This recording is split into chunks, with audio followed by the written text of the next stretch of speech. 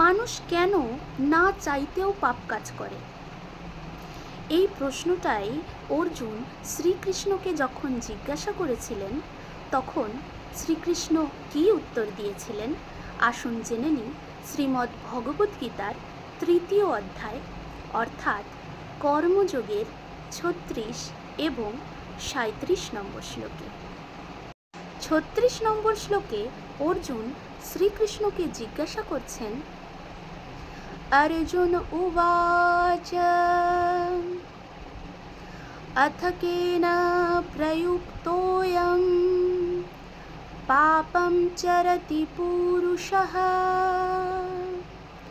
अनिच्छन्नपि वार्ष्णेय बलादेव नियोजितः।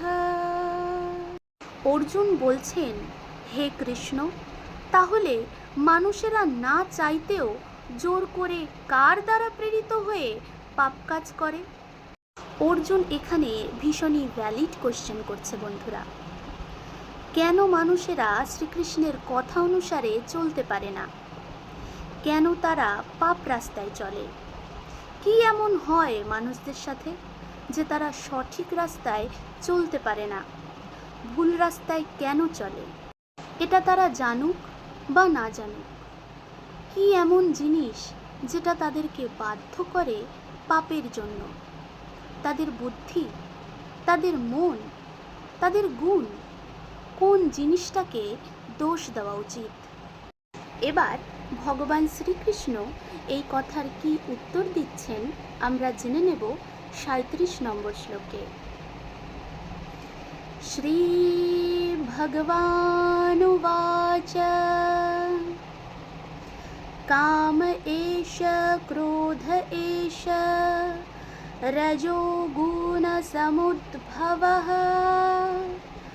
महाशनो महापाप्मा विद्वेनामिह वैरिणम्। শ্রী ভগবান বলছেন, রজগুণ থেকে উৎপন্ন হয় কাম, আর কাম থেকে উৎপন্ন হয় ক্রোধ অর্থাৎ রাগ। কাম আর ক্রোধ কখনো থামে না অর্জুন, সবসময় বাড়তেই থাকে। এটাকে নিজের সবথেকে বড় শত্রু মনে করা উচিত। বন্ধুরা, শ্রীকৃষ্ণ বলছেন পাপীর পাপ করার কারণ কি, কেন সে পাপ করে? কারণ পাপ করার কারণ কি? কারণ হচ্ছে রজগুণ।